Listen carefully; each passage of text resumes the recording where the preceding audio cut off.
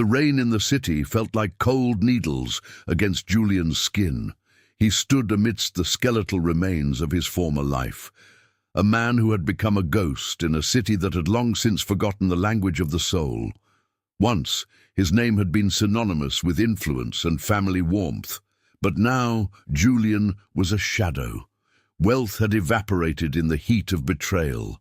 His family was a collection of faded photographs, and hope was a word he no longer dared to whisper. He walked through the hollowed-out hallways of his ancestral home, a place now condemned by time and neglect. As he cleared away a pile of rotted floorboards in the attic, something caught the dim grey light. Beneath a layer of thick dust lay a small object, surprisingly preserved against the rot. He reached out with trembling fingers and lifted a worn brown scapular, its wool frayed but its essence intact. Tucked inside the folds of the fabric was a piece of parchment, yellowed and brittle. On it, in the elegant, fading cursive of his father, was the Flower Carmeli, the Flower of Carmel prayer. Julian stared at the Latin words, feeling a strange frequency his cynical heart didn't want to recognize. Centuries earlier, in the year 1251, another man felt the same suffocating weight of total loss. St. Simon Stock, the prior general of the Carmelite order, knelt on the cold stone floor of a world that seemed determined to erase his brotherhood. The order was under siege, facing extinction from both internal strife and external persecution. Simon was not just a leader, he was a man at the end of his rope, crying out to the heavens for a sign that they hadn't been abandoned to the cruelty of history. His voice, hoarse from fasting and weeping, rose in a desperate plea for a mother's protection. Julian leaned against a damp wall, clutching the scapular. He felt the weight of his own impending extinction. He wasn't looking for a miracle to restore his bank account. He was looking for a reason to breathe through the next hour. Like Simon Stock, he was standing at the edge of an abyss, wondering if there was anything in the darkness that would catch him if he fell. Before we continue, subscribe to the channel and tell us in the comments exactly where you are watching from. This shared desperation across time formed a bridge between the medieval saint and the broken modern man. They were both begging for a signal. Then, the narrative of history tells of a light that broke the darkness of Simon's cell. The Virgin Mary appeared to him, radiant and holding the brown scapular like a lifeline from the heavens. She offered a promise that would echo through eternity. Whosoever dies wearing this scapular shall not suffer eternal fire. It was a covenant of motherly protection, a garment of grace meant to clothe the naked soul against the storms of the world. It was a sign of belonging to something far greater than his own suffering. For Simon, it was a heavenly answer to a plea for mercy. Julian looked at the cloth in his hand and felt a wave of bitterness. How could a piece of wool save a man whose life was already a scorched earth? He tried to recite the words of the Flower Carmel, but the syllables felt heavy and alien on his tongue. "Flower of Carmel, tall vine blossom," he whispered. But his mind roared with skepticism. These were ancient relics of a dead and forgotten past, yet his fingers refused to let go of the scapular. A strange warmth began to seep from the wool into his palm, a heat that defied the icy draught of the ruins. A sharp knock suddenly echoed through the empty house. Julian pulled open the heavy oak door. Standing there was a mysterious stranger. "I have a secret message from someone who died 20 years ago," the man said. Julian felt his own breath hitch as the visitor stepped directly inside the foyer of his broken home. The stranger's voice was a low rasp that seemed to vibrate with the weight of decades. He explained that Julian's father had lived his final years as a silent guardian of a tradition that the modern world had tried to bury. He had not vanished out of weakness or cowardice. He had retreated into the shadows to protect a sacred spiritual inheritance. This secret was tied to a deep, lifelong devotion to Our Lady of Mount Carmel, a commitment that acted as an invisible spiritual shield for Julian's family against those who sought to destroy them. The stranger's words acted like a rusted key, unlocking a door Julian had thought was permanently sealed. His father's apparent abandonment was, in truth, an act of supreme sacrifice, fueled by the same burning faith that resided within the small brown cloth now resting in Julian's palm. Julian felt a sudden, undeniable compulsion to visit the remote mountain chapel mentioned in the old letters the stranger produced. The journey was not merely a physical trek, but a grueling spiritual trial that tested the very limits of his endurance. He left the faithless city behind, ascending into the rugged peaks where the air felt sharper and more honest than the smog of his former life. Each step upward was a struggle against physical exhaustion that mirrored his profound emotional fatigue.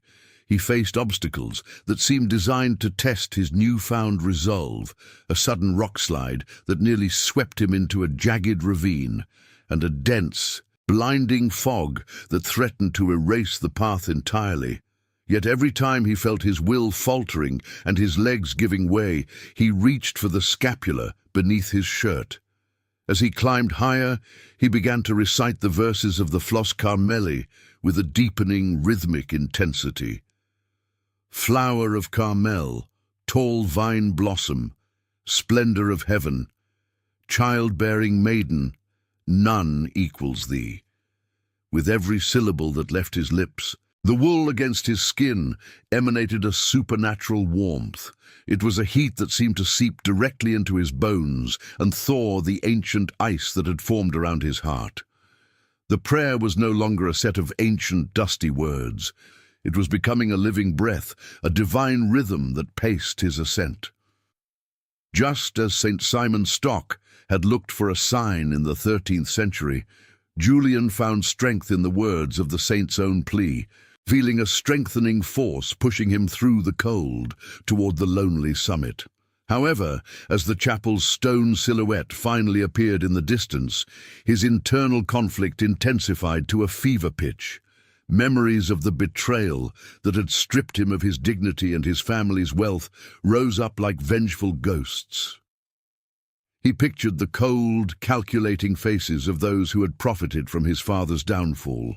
A toxic desire for revenge boiled in his gut, clashing violently with the grace he was beginning to feel.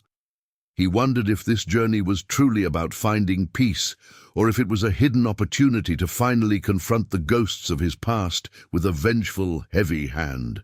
The battle between his old, bitter self and the emerging spark of faith became a tempest within him, perfectly matching the darkening sky above. The dramatic climax of his journey arrived as Julian finally reached the ancient mountain chapel just as a ferocious thunderstorm erupted. The wind howled through the mountain crags, sounding like the cries of the forgotten. Inside the dim, candle-lit interior of the sanctuary, Julian found more than just shelter from the elements. There, shivering near the stone altar, was a man he never expected to see again. The primary antagonist who had orchestrated the ruin of his family's name 20 years ago. The man looked broken, a hollow shell of the powerful figure Julian remembered from his youth. He was seeking refuge from the same storm, both literal and metaphorical. The revelation struck Julian with the force of the lightning crashing outside the heavy wooden doors. He looked at the scapular in his hand and then at the trembling man before him. He realized that the scapular's protection was never intended to be an exclusive club for the virtuous or the victimized. It was a tool of infinite, motherly mercy, a garment intended for the redemption of even the greatest enemy. The spiritual warmth he had felt during his climb was not just for his own personal comfort, but a fire intended to melt the hatred in his own heart so he could offer a path of return to the man who had once destroyed his entire world. The true test of his father's secret had finally arrived. The air inside the chapel smelled of cold stone and ancient wax, a sharp contrast to the fury of the storm outside. Julian stood frozen, his eyes locked on the man who had systematically dismantled his life. The antagonist, once a titan of industry, was now a pathetic figure, huddling against the altar for warmth. Julian's hand gripped the brown scapula beneath his shirt so tightly that his knuckles turned white. A roar of righteous anger burned in his chest, a scream for justice. He could end it here, he thought. He could demand satisfaction. But as his fingers traced the rough wool, a cooling sensation washed over his skin. The Flower of Carmel didn't just offer protection. It demanded a total transformation of his very soul. Instead of a shout of accusation, Julian began to recite the prayer to Our Lady of Mount Carmel. As the words filled the small space, the antagonist looked up, his terror melting into profound confusion. Julian felt a surge of compassion so intense it felt physical, a supernatural motherly warmth that wasn't his own. The man who had ruined his family began to tremble from the weight of a sudden conviction. The silence was broken by a sob. The antagonist fell to his knees, confessing the web of lies and theft that had haunted him for decades. He offered Julian everything, the money, the lands, the restitution, admitting that the guilt had been a fire he could never extinguish. In that moment, Julian realized the true power of the scapular was not in shielding him from the world, but in opening his heart to the miracle of forgiveness.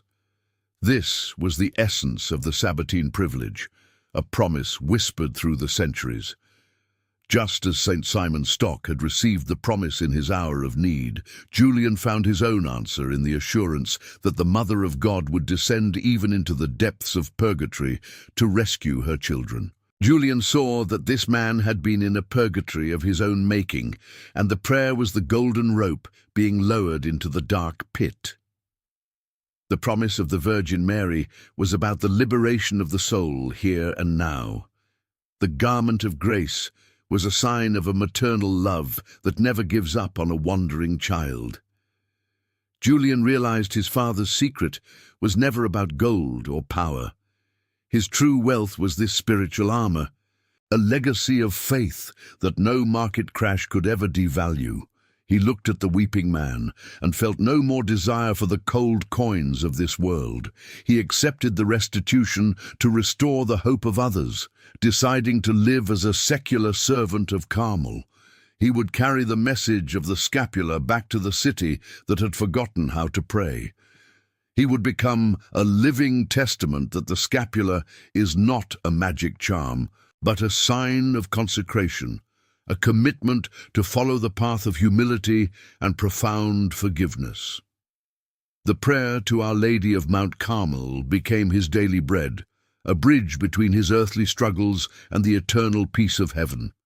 It was a reminder that even in the darkest storm, there is a star that leads to the shore.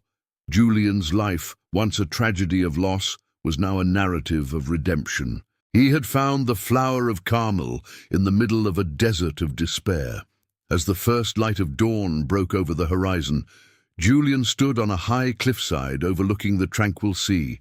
The storm had passed, leaving the air clean and smelling of salt and morning dew. The brown scapula was tucked safely under his collar, a quiet weight against his chest that felt like a permanent embrace. He looked out at the golden path of light reflecting on the water, a silent prayer of gratitude rising from his heart. He was no longer the man who had lost everything. He was the man who had gained the world by letting it go. He stood at peace, ready to walk back into the world, no longer a victim, but a herald of grace.